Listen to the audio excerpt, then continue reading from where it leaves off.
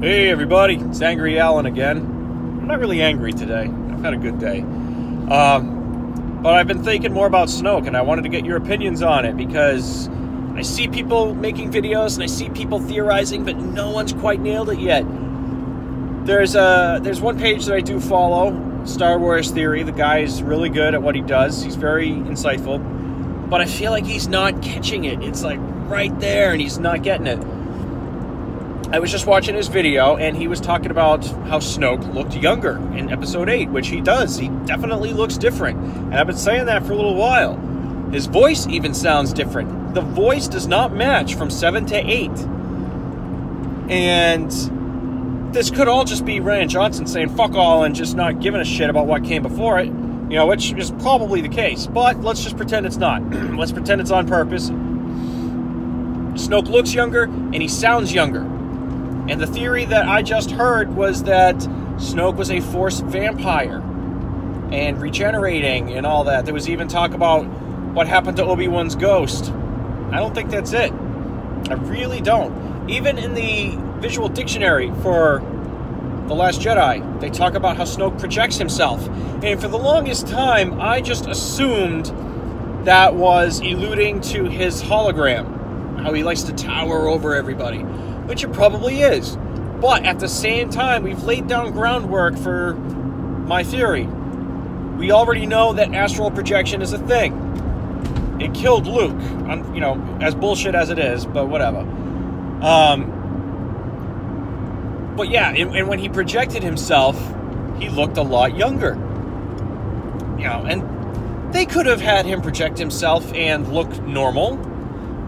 They could have had him project himself and look his age. For some reason, they went out of their way to make him look younger. Why is that? I don't know. Maybe they're trying to give us some hints. Snoke looked younger and he sounded younger. He even moved a little quicker than he did.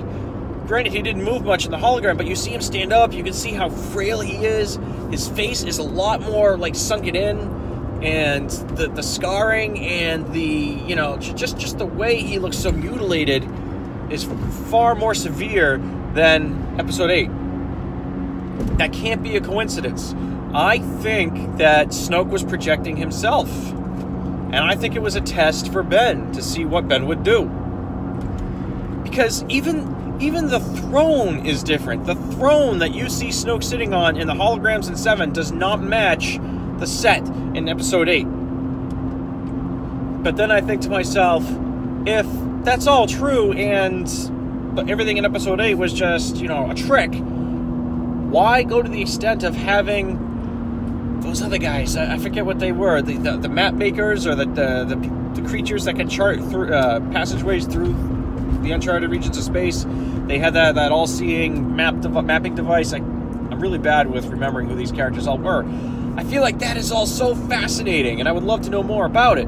But, I don't know. I think it's very interesting. I think there's more going on there than we realize. Of course, it could all not matter in any way, and Rian Johnson could just be an idiot and not know how to write anything that cool or complex, and we could all just be wasting our time, because clearly nothing is sacred, whether it's Luke Skywalker, Snoke's storyline, Rey's parents, the Knights of Ren, who knows what happened to those guys? They're not even mentioned anymore. They're forgotten.